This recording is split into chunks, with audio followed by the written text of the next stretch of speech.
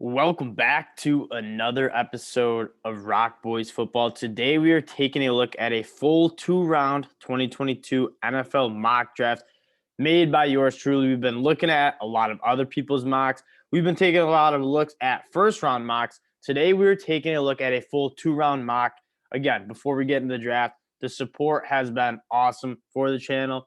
Trying to get to those 800 subscribers. So if you guys like the content and want to see more college football, NFL draft talk, subscribe to the channel, like the video, leave a comment in the comment section. You know the boys love chopping it up about ball. Let's get into the mock. Aidan Hutchinson going number one of the Jacksonville Jaguars. I'm just taking a stand. The Travon Walker talk needs to stop. Aidan Hutchinson has put the best film out, and people forget that. Yeah, Travon Walker is an awesome generational athlete, truly generational. Crazy numbers he put up at the combine. Aidan Hutchinson is also a phenomenal athlete, had the best three-cone drill, and to me that tells you he knows how to use his body in a way that's going to help on the football field. Travon Walker, the biggest problem is, yeah, he's a freak athlete, but he hasn't had that good of film. I mean, it's been decent film, but it's not a top 10 pick film, and he's going to go in the top 10. He goes in the top 10 in this mock because of those intangibles, because of those athletic traits. End of the day, Aidan Hutchinson has had the best film. I think he's the best culture fit for the Jacksonville Jaguars. I think this is an easy, surefire pick. Number two, Kayvon Thibodeaux, a guy that people just like to sour on. He's another one of the ROC Boy players that we're just making sure people don't forget about. Number one, high school recruit in the country. He's got good length. He's 91 grade in the pass rush. He's a good football player that I feel like people are kind of forgetting about. Kyle Hamilton going number three. Kyle Hamilton's a guy, I'm taking a lot of picks that people just seem to be souring on, but these guys are still really good football players. And I get Kyle Hamilton ran a maybe concerningly slow 40, but on the film, I was never concerned about his 40. In the current NFL defense scheme, you're always looking for players that are going to allow you to play in different packages, give defenses different looks, and at the end of the day, get as much speed and athleticism on the field while also being able to stop the run. Kyle Hamilton's played in the box. He's played in the slot. He's played cover one in the deep middle. He's done everything. He can do everything. I think he can help a defense in much more than just a stat padding player.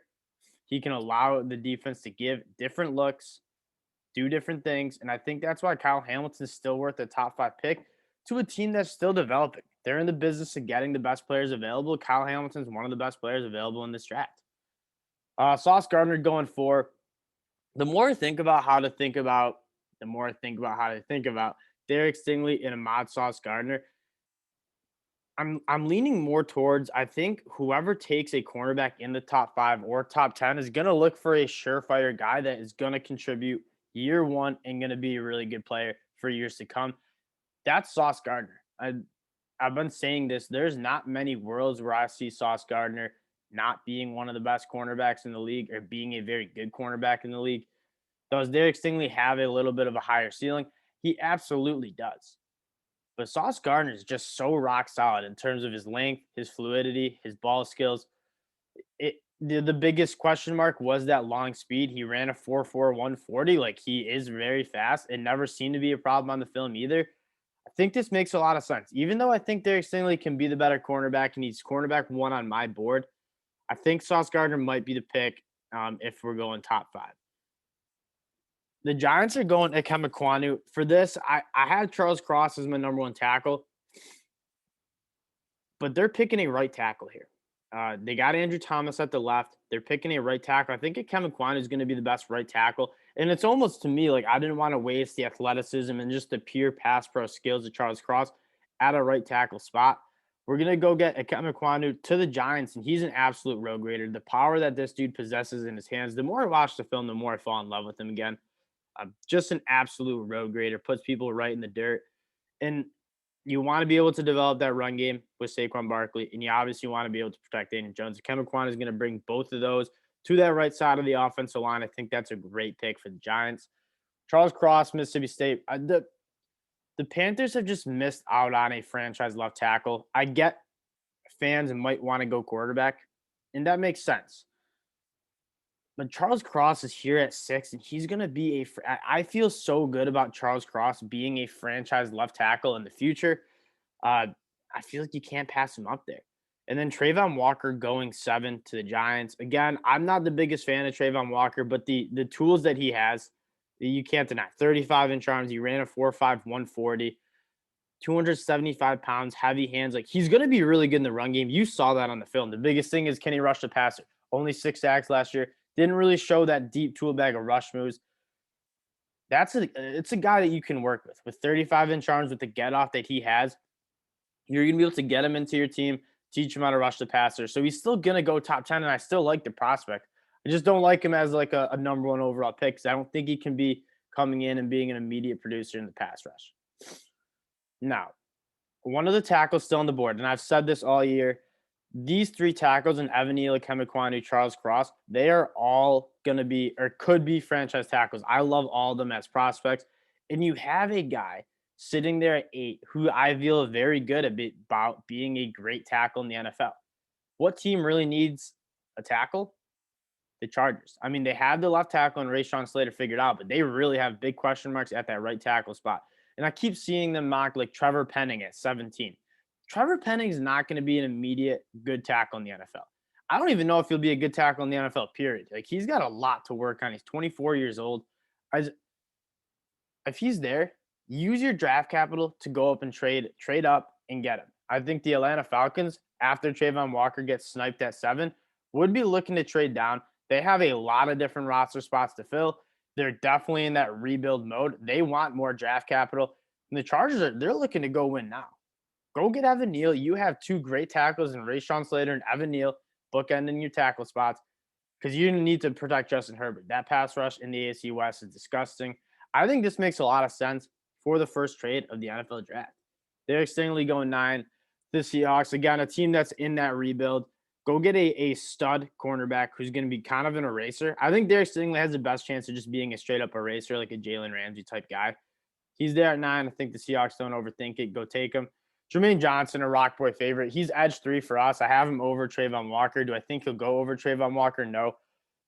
But the dude's film that he put out this year at Florida State was just absolutely incredible in terms of being really, really good in the run, having a really good tool bag of rush moves to get after the passer. He's the complete prospect. I know people are talking about Kayvon Thibodeaux at 4 for the Jets. He's obviously not on the board.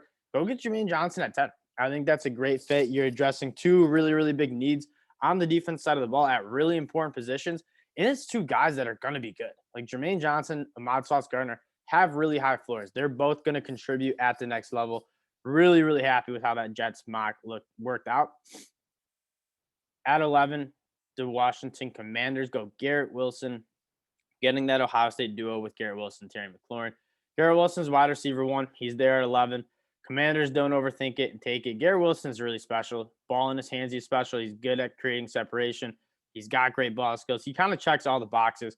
I'm a huge fan of Garrett Wilson. And then at 12, the Vikings go get George Karlaftis, a guy that's been falling on boards, mainly because the riser Jermaine Johnson and Travon Walker.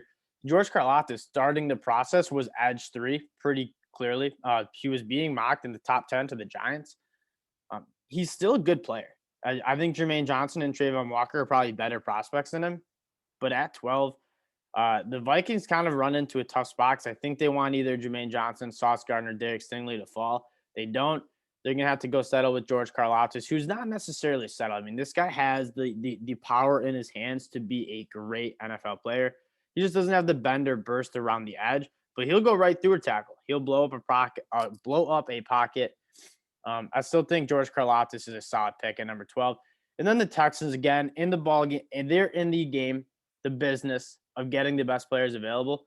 Jameson Williams has game-breaking speed. I know they just signed Brandon Cooks, but Jameson Williams, obviously coming off the injury, he has special playmaking ability.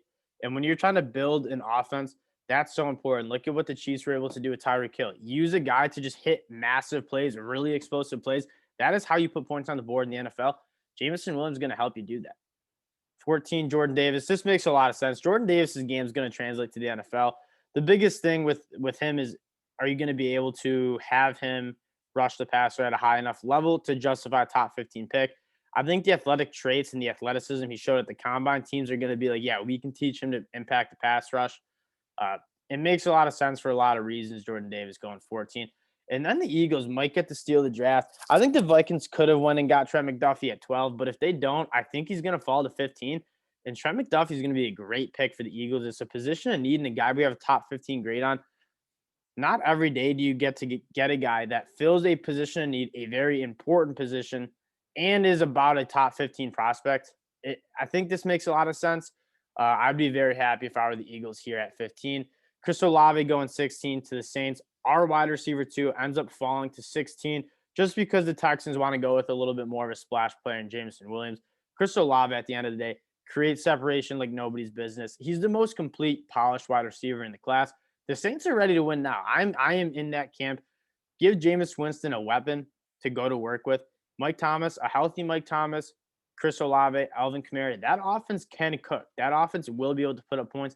The defense is great. I think this pick makes a lot of sense and makes the Saints a little bit of a contender. 17, the Falcons traded back. They're going to go get Devonte Wyatt. The Falcons have struggled with two big things on defense, stopping the run and pass rush.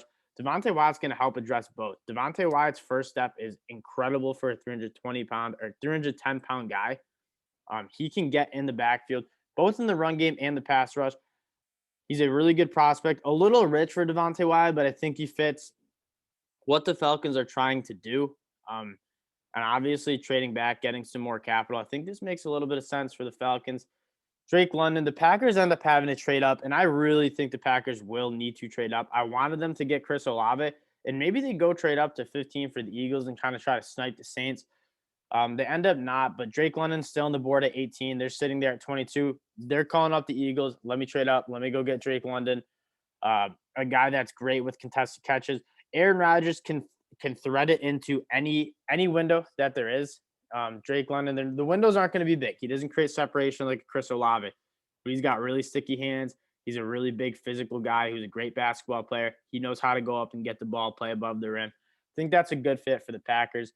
And then at 19, the Saints were a team that I thought could be trading up for that tackle spot like the Chargers did. If they sit back, Bernhard Raimann, I love him way more than Trevor Penning. At the end of the day, Bernhard Raimann was one of the best tackles in college football. I get it. He was playing in the MAC, but he graded out way better than Trevor Penning. And this guy just keeps getting better. He was a tight end 2 years ago. He was a foreign exchange student from Austria. Like, he's still learning to position. He's still filling out his frame. And the biggest thing for him is you see that trajectory of him just getting better every single year. That's really important. I think you can start him out maybe at guard. The only problem is I'm a little concerned about him playing tackle week 1. But this guy, you can't argue that he just keeps getting better. And he's got a ceiling of being an all-pro tackle. I mean, the athleticism, the strength that he shows right now, still learning his position. Really optimistic about this dude's development.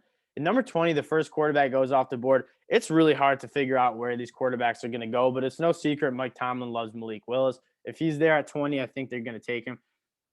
I personally think there's going to be a team that wants Malik Willis and is intrigued with his athletic ability and his rocket arm to go up and get him before 20. But if he's there at 20, I think Mike Tomlin's pulling the trigger easily. Maybe he sits a year behind Mitch Trubisky. But Malik Willis, too talented to pass up. Kaiir Elam, 21 to the Patriots. Long, physical, fast cornerback. They need that position. It's Andrew Booth could be going there. I don't really care about Kaiir Elam or Andrew Booth. I think they're both similar prospects. I like them both as kind of later first-round picks. But this makes a lot of sense. I think I'd give Kaiir Elam a little bit of the edge because he's playing in the SEC, because he's really long and physical.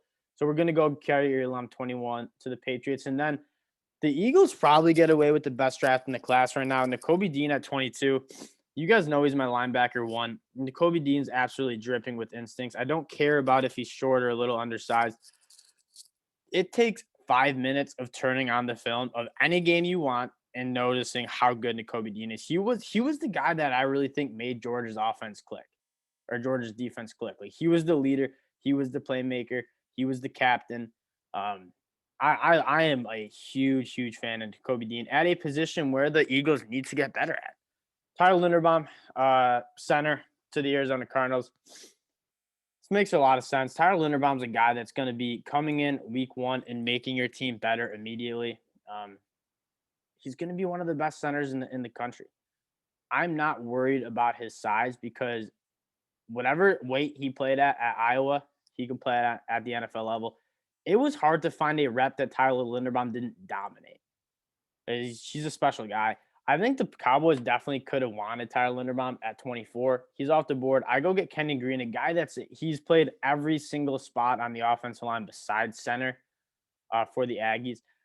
I think they did him a little disservice moving around that much, but this guy's just an absolute road grader. Has such an explosive lower half.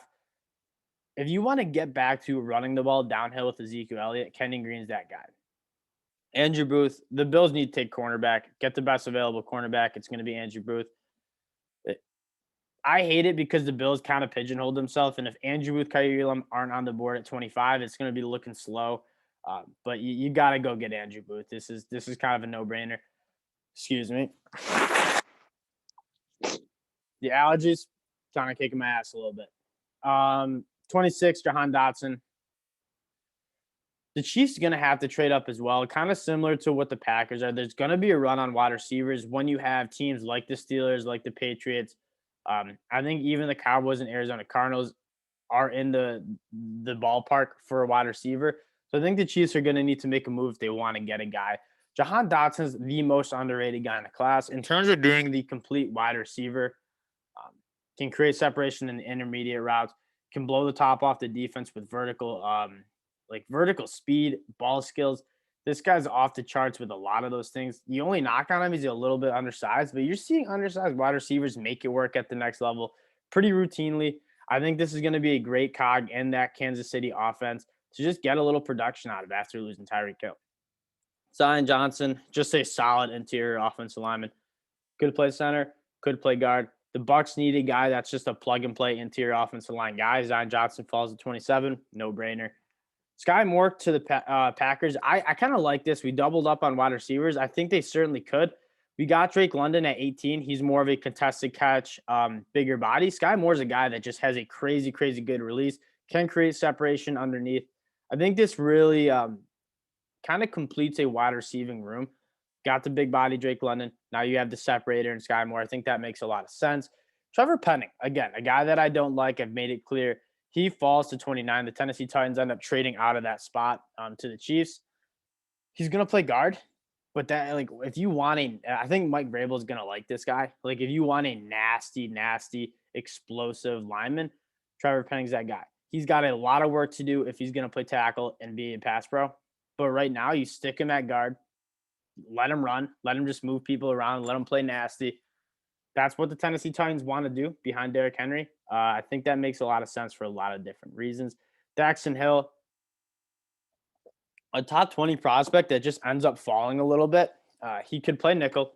I think he can play safety. I think he's going to be best at that safety spot, but he's got the ball skills. He can come up in the box and tackle and run support. He can play like that center field cover one with just absolute great range for him. There's a lot to like about Daxton Hill. I think showing that he can be great in man coverage this year, that nickelback spot for Michigan, really helped his stock. Trust me, I've watched every game of his. I've watched every game of his like 4 different times. He's the most, behind Aidan Hutchinson, I think he's the most important player on this Michigan defense because he did a lot of different things for Michigan at the back end. Then Jalen Petrie, a very similar guy to Daxton Hill. You got to figure out what you want to do with him. Are you going to put him at nickel? Are you going to put him at safety? I don't necessarily know if he's going to play outside corner, but this guy, he just has his impact all over the field. 18 and a half tackles for a loss. I think 6.5, 7.5 sacks. He's in the backfield routinely. His game reminds me a lot of Jamal Adams, but I think he's better in coverage. A little bit undersized to Jamal Adams, the comp, but the play style makes a lot of sense. He blitzes off the edge, really aggressive player. Gets his hands on a lot of footballs, tackles people behind the line. That's what the Bengals are looking for. Guys who can make plays on that defensive side of the ball. You just got to figure out where you're going to play him. And then Devin Lloyd ends up falling. Again, I'm not the biggest Devin Lloyd fan, but if he's at 32, at a position of need for the Detroit Lions, I think that makes a lot of sense. Treylon Burks ends up falling too. Another guy that I'm a little soured on. Not soured on. I never really liked his game that much. In terms of being a top 10, top 15, top 20 pick. At 33, yeah, there's not a guy that was more explosive than Treylon Burks this year in the SEC at Arkansas. He has the ability to go up, play above the rim. He's got big hands. He's really physical. He's good after the catch.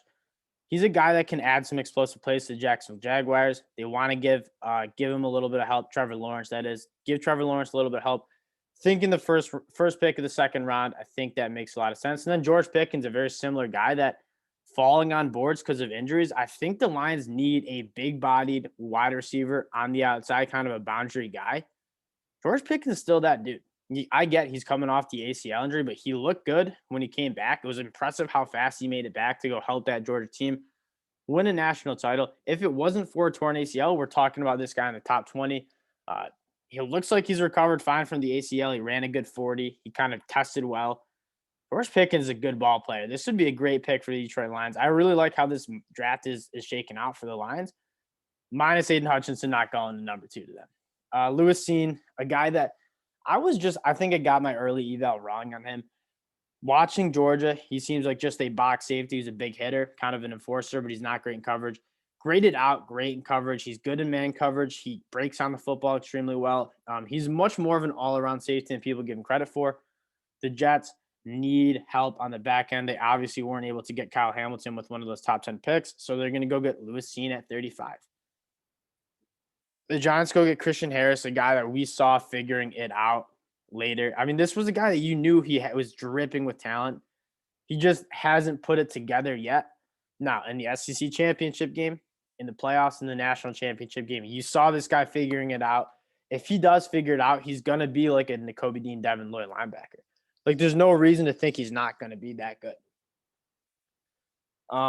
37, the Houston Texans are going to take a flyer on Sam Howell. Again, the quarterbacks are falling. More of a product of I just didn't know where to put the quarterback, so I just didn't pick him. Sam Howell falling to 37. That's going to be the case. Though. There's going to be a Kenny Pickett, Sam Howell, Matt Corral, Desmond Ridder. One of those quarterbacks, multiple of those quarterbacks are going to be there at 37. Davis Mills, obviously, still a lot of question marks. You go get Sam Howell. Now you have 2 young quarterbacks, so you can see if one of them is going to work out. Kind of like that pick.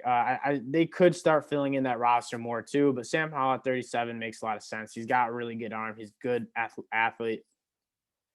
And then it won't be a Robert Saleh draft if they don't take a stud defensive lineman. And David Ojabo was a first-round talent that's falling outside the first round because of an injury. I'm okay with that because he was going to need a redshirt year anyways. I think he's still learning the game. And, yeah, he had a really good year, but there are a lot of question marks on how he's going to hold up in the run game. He's kind of got a smaller lower half. He's going to take that redshirt year. He's going to rehab the injury and hopefully fill out that frame a little bit more. And when he comes back for that second year, I think he can really be one of the best defensive linemen in this class.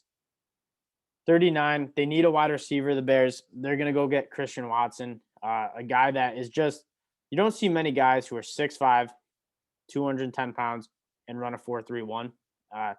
Christian Watson is one of those guys. I don't think he's the elite mover that a lot of people gave him credit for. He doesn't come out of his breaks that well. I think a lot of people saw that one route at the Senior Bowl and said, oh, he's really, really special. He's got some work to do, but again, I'll take those traits at 40 and at 39 any day of the week in terms of big body, really fast. Give me those traits there. 40, Kenny Pickett to the Seattle Seahawks. This makes sense to me. Out of all the quarterbacks in the class, Pete Carroll's going to go Kenny Pickett.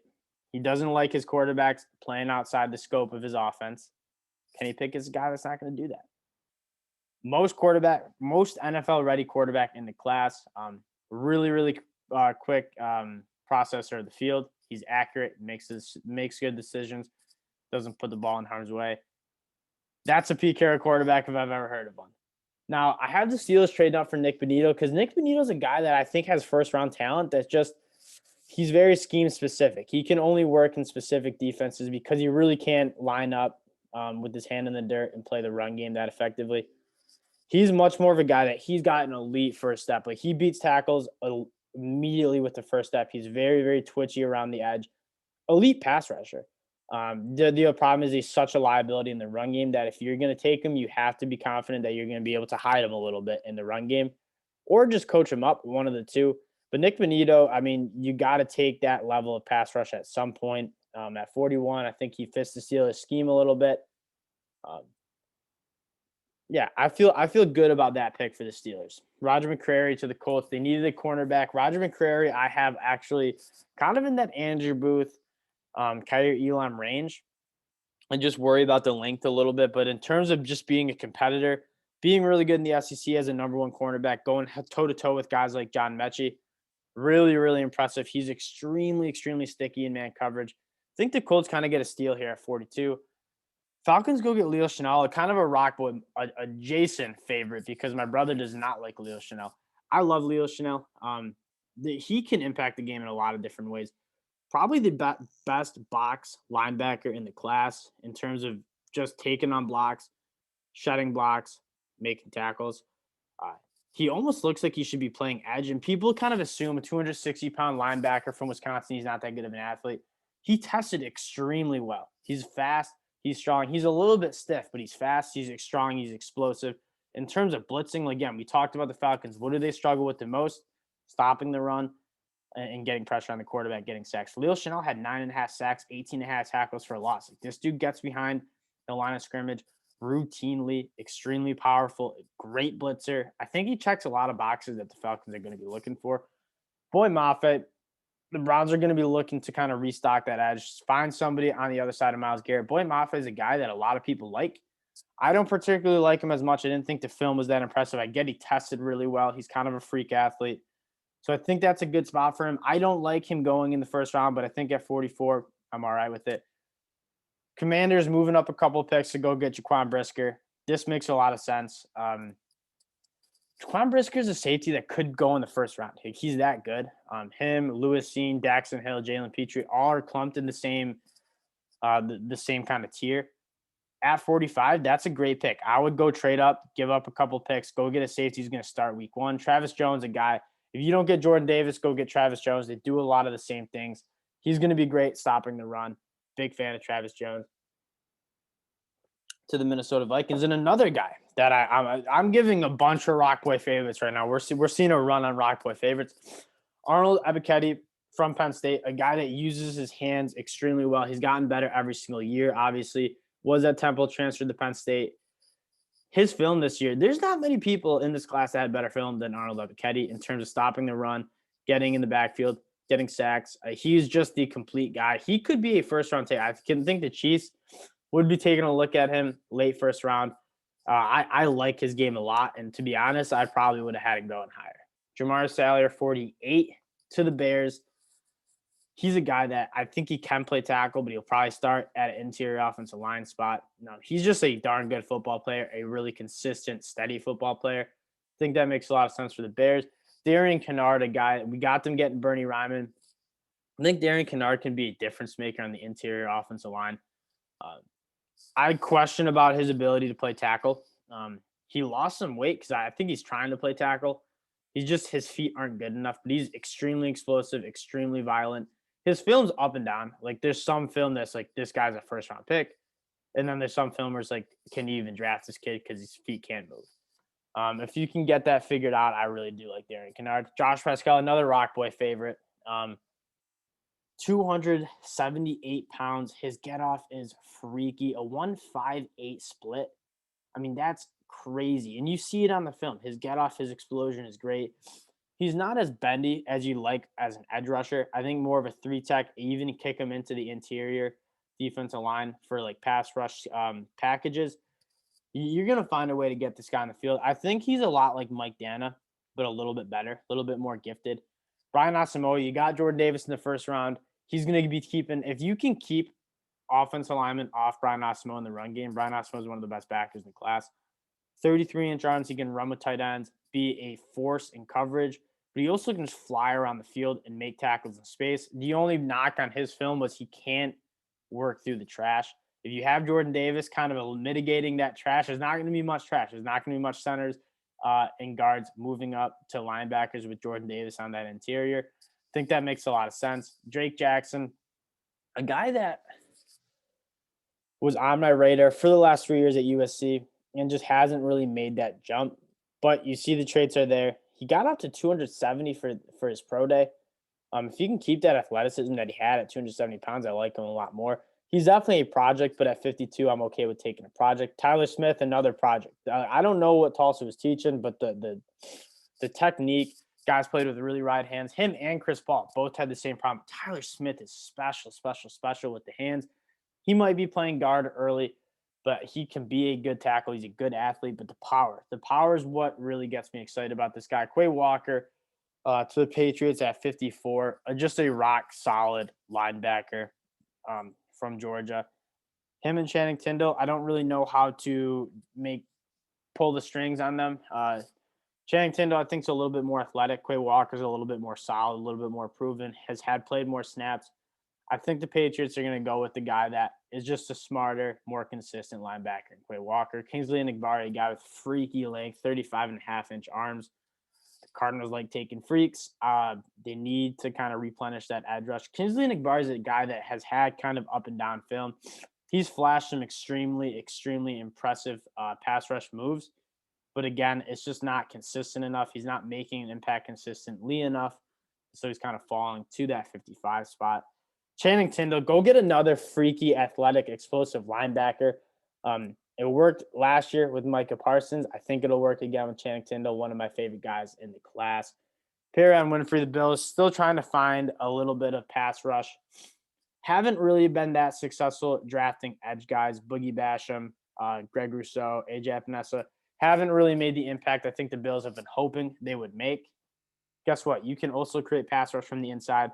Perrin Winfrey, probably the best pass rusher from that interior defensive line spot. Again, struggles in the run game, kind of like his teammate Nick Benito.